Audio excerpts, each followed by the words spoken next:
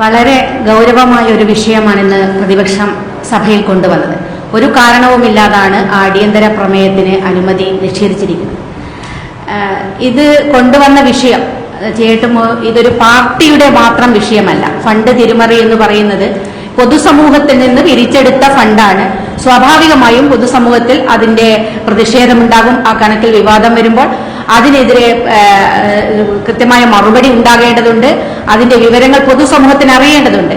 അതിന്റെ ഭാഗമായിട്ട് തന്നെയാണ് ഇത്തരത്തിലൊരു സമരമൊക്കെ അവിടേക്ക് സംഘടിപ്പിച്ചത്. പക്ഷേ വളരെ ക്രൂരമായ പോലീസ് അതിക്രമം, പോലീസിനെ നോക്കി നിർത്തി പാർട്ടി ഗുണ്ടകളാണ് അവിടെ അക്രമം അഴിച്ചുവിട്ടത്. പിന്നെ പാർട്ടി ഈ രക്തസാക്ഷി ഫണ്ട് ഇതൊന്നും ആദ്യത്തെ അനുഭവമല്ല. ഞാൻ വിചാരിക്കുന്നത് 2005, 2006 കാലഘട്ടത്തിൽ CPM ഞങ്ങളൊക്കെ ആ പാർട്ടിയിൽ ഉണ്ടാകുന്ന സമയത്ത് ഞങ്ങളൊക്കെ പിരിച്ചൊരു ഫണ്ടുണ്ട് രക്തസാക്ഷികളുടെ കുടുംബങ്ങളെ സഹായിക്കാൻ വേണ്ടി. എനിക്ക് തോന്നുന്നു ഏകദേശം 25 കോടിയിലധികം രൂപ രക്തസാക്ഷി ഫണ്ട് എന്ന പേരിൽ പിരിച്ചിട്ടുണ്ട്. വരാനിരിക്കുന്ന രക്തസാക്ഷികൾക്ക് കൂടി വേണ്ടിയുള്ള ഫണ്ടായിട്ടാണ് അന്നത് ഉണ്ടായിരുന്നത്. ആ ഫണ്ട്, അത്തരം ഫണ്ടുകളൊക്കെ അവിടെ നിൽക്കുകയും അതിന്റെ ഒരു കണക്കൊന്നും പിന്നീട് എവിടെയും കണ്ടില്ല. ഇത്തരം വിഷയങ്ങളൊക്കെയാണ് ഞങ്ങളൊക്കെ ആ ഘട്ടങ്ങളിൽ പാർട്ടിയകത്ത് ഉന്നയിച്ചുകൊണ്ടിരുന്നത് എന്നുള്ളത് മറ്റൊരു കാര്യം. ഇപ്പൊ കുഞ്ഞികൃഷ്ണൻ എന്ന് പറയുന്ന സഖാവ് പാർട്ടിയുടെ ജില്ലാ നേതാവാണ്. ആ ജില്ലാ നേതാവ് 50 വർഷത്തിലധിക കാലമായി സജീവമായ പാർട്ടി, ഒരു പാർട്ടി കെട്ടിപ്പടുക്കുന്നതിൽ നിസ്വാർത്ഥമായ പ്രവർത്തനം നടത്തിയ ഒരു സഖാവാണ്. അതിന്റെ ഉള്ളിൽ നിരന്തരമായി നടത്തിയ പോരാട്ടങ്ങൾക്ക് ഫലം കാണാതെ വന്നപ്പോഴാണ് പൊതുസമൂഹത്തിനോട് തുറന്നു പറയാൻ തയ്യാറായത്. ഇത് ഈ അനുഭവം തീർച്ചയായിട്ടും ഞങ്ങളുടെ അനുഭവമായിട്ട് വളരെയധികം ബന്ധപ്പെട്ട് കിടക്കുന്നതായിട്ടാണ് എനിക്കിത് പ്രത്യക്ഷത്തിൽ തോന്നുന്നത്. ഇനി അദ്ദേഹത്തിന് നേരെ ഇന്നോവ വരാതിരിക്കട്ടെ എന്ന് ഞങ്ങൾ ആഗ്രഹിക്കുകയാണ്. ഇപ്പം അദ്ദേഹത്തെ അനുകൂലിച്ച ആളുകളുടെ ബൈക്കൊക്കെ അവിടെ ഇന്നലെ കത്തി നശിപ്പിച്ചു, വീടുകൾക്ക് നേരെ അക്രമം ഉണ്ടാകുന്നു. ഇതേ അനുഭവം ഒഞ്ചിയത്ത് അനുഭവിച്ച ആളുകളാണ് ഞങ്ങൾ. അതിന്റെ ഒരേ രൂപമാണ് ഇപ്പൊ പയ്യന്നൂരിൽ കാണുന്നത്. പയ്യന്നൂർ പോലുള്ള ഒരു സ്ഥലം എന്ന പാർട്ടി ഗ്രാമമാണ്. ഒഞ്ചിയത്തിന് പോലെ തന്നെ പാർട്ടി ഗ്രാമം, എതിരാളികളില്ലാത്ത പ്രദേശം. അവിടെയാണ് പൊതുപ്രതിഷേധങ്ങൾ ഉണ്ടാകുന്നു, വലിയ തോതിൽ പ്രശ്നങ്ങൾ ഉണ്ടാകും. ഇതൊക്കെ അതിന്റെ ഒരു പാർട്ടിയുടെ ആഭ്യന്തര കാര്യമായിട്ട് തള്ളിക്കളയാൻ സാധിക്കില്ല. പൊതുസമൂഹത്തിൽ ഇതിനകത്ത് ചോദ്യങ്ങൾ ഉണ്ടാകും. പൊതുസമൂഹത്തിൽ നിന്ന് കൂടി പിരിച്ചെടുക്കുന്ന ഫണ്ടാണ്. അപ്പൊ സ്വാഭാവികമായിട്ടും അതിനെ ആ രീതിയിൽ കാണാൻ കഴിയണം. ആ തരത്തിൽ ഇതിനൊരു ഓഡിറ്റിംഗ് ഉണ്ടാകണം. കൃത്യമായി കണക്ക് പൊതുസമൂഹത്തിന് അറിയേണ്ടതുണ്ട്. ആക്രമിച്ച ആളുകൾക്കെതിരെ ശക്തമായ നടപടിയെടുക്കാൻ പോലീസ് അധികാരികൾ തയ്യാറാകണം എന്നുകൂടിയാണ് ആവശ്യപ്പെടാറുള്ളത്.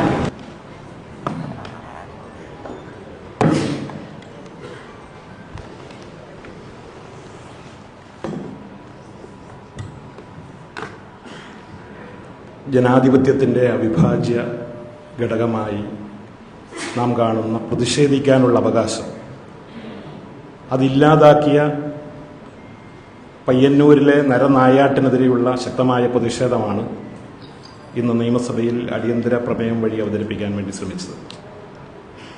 അതിന് അവസരം നിഷേധിച്ചത് ദൗർഭാഗ്യകരമാണ്. സ്വാതന്ത്ര്യ സമരത്തിൻ്റെ സ്മരണ ഉണരുന്ന നാടാണ് പയ്യന്നൂര്. ആ പയ്യന്നൂര് കൊലപാതകങ്ങൾ ഒരു തുടർക്കഥയായി മാറുകയാണ്.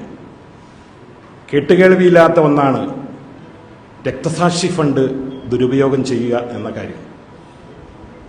ഇതുപോലെ ലക്ഷക്കണക്കിന് കോടിക്കണക്കിന് രൂപയുടെ രക്തസാക്ഷി ഫണ്ട്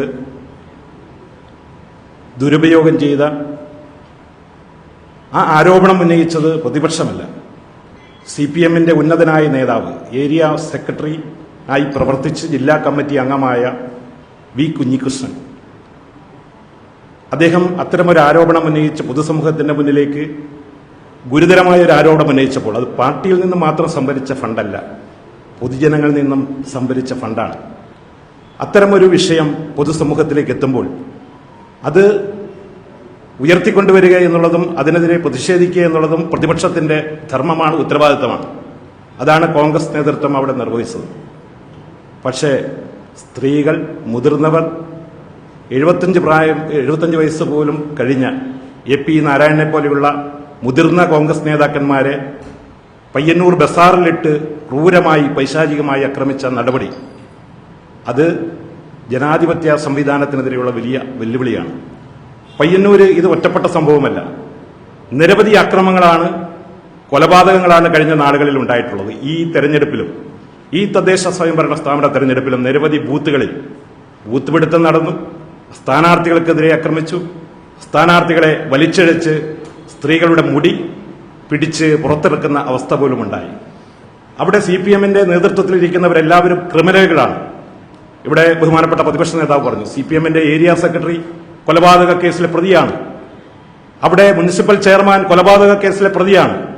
ഉന്നതരായ CPM-ന്റെ നേതാക്കന്മാരെല്ലാവരും പ്രതികളാണ്. ആ പ്രതികളെ സംരക്ഷിക്കുകയും അവരെ മഹത്വവൽക്കരിക്കുകയും ചെയ്യുന്ന സമീപനമാണ് സർക്കാർ സ്വീകരിക്കുന്നത്. അവർക്ക് പരോൾ അനുവദിക്കുന്നു.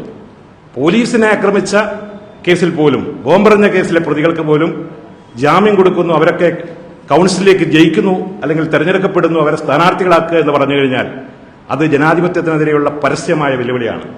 ഇതിനൊക്കെ പ്രോത്സാഹനം നൽകുന്ന സർക്കാരിന്റെ സമീപനം, CPM-ന്റെ ആ നേതൃത്വത്തിന്റെ സമീപനം അതിശക്തമായി അത് പ്രതിഷേധിക്കേണ്ടതാണ്.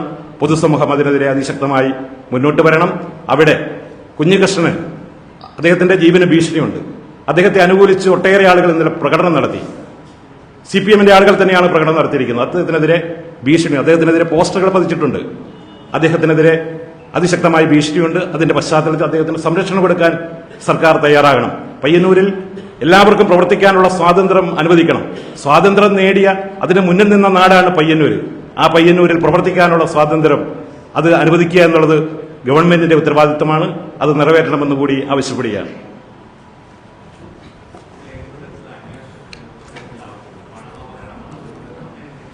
അല്ല, അത് അന്വേഷിക്കണമല്ലോ, ഉറപ്പായിട്ട് അന്വേഷിക്കണം. കാരണം പാർട്ടി സെക്രട്ടറിയുടെ കയ്യിലും മുഖ്യമന്ത്രിയുടെ കയ്യിലും പരാതി കൊടുത്തിരിക്കുകയാണ്.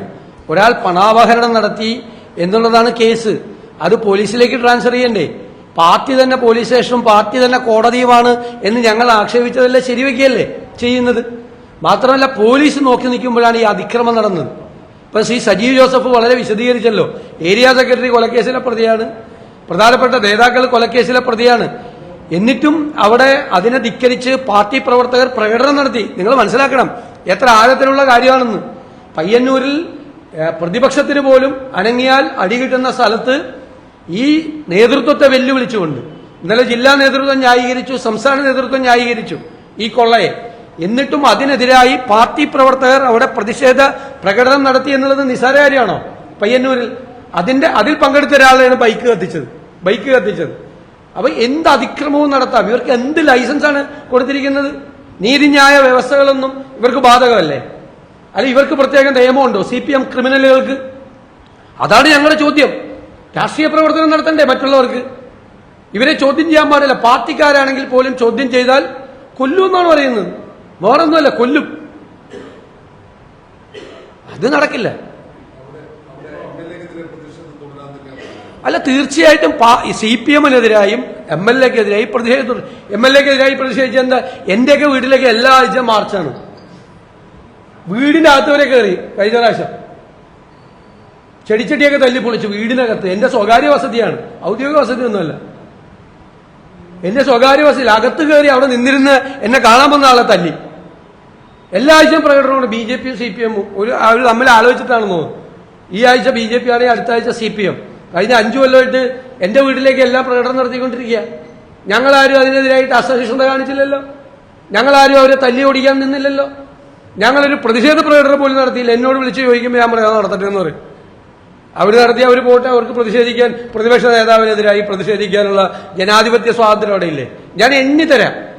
എല്ലാ ആഴ്ചയെന്ന് പറയുന്നത് ഞങ്ങളുടെയൊക്കെ വീടുകളിലേക്ക് നടത്തിയാണ്. ഇവരുടെ ഒന്നും പാടില്ല. ആരാ ഇവരാരാ? നടത്തിക്കഴിഞ്ഞാൽ പ്രഖ്യാപിക്കുകയാണ് ഏരിയ സെക്രട്ടറി.